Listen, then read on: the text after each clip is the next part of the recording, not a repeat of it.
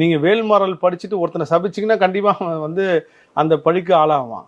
வேல்மாறல் படிச்சுட்டு வாழ்த்து சொன்னீங்கன்னா அது என்ன நல்லது வரும் கெட்டது வரும். அப்போ நீங்க இந்த பக்திக்குள்ள போகும்போது உங்களுக்கு மீறி ரொம்ப உஷ்ணம் வரும். அதுல அப்ப வேல்மாறல் படிக்க நீங்க உட்காந்து பாருங்களேன்.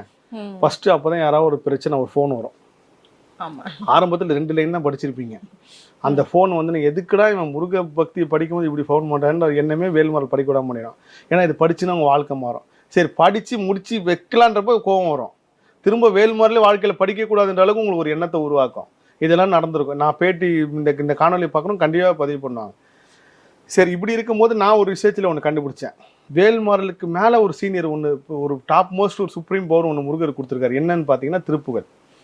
அந்த திருப்புகள் எப்படி குருவாயிருக்குன்னு பார்த்தீங்கன்னா எல்லாத்துக்குமே முருகர் அந்த ஒன்று சொல்லி பண்ணியிருக்காரு.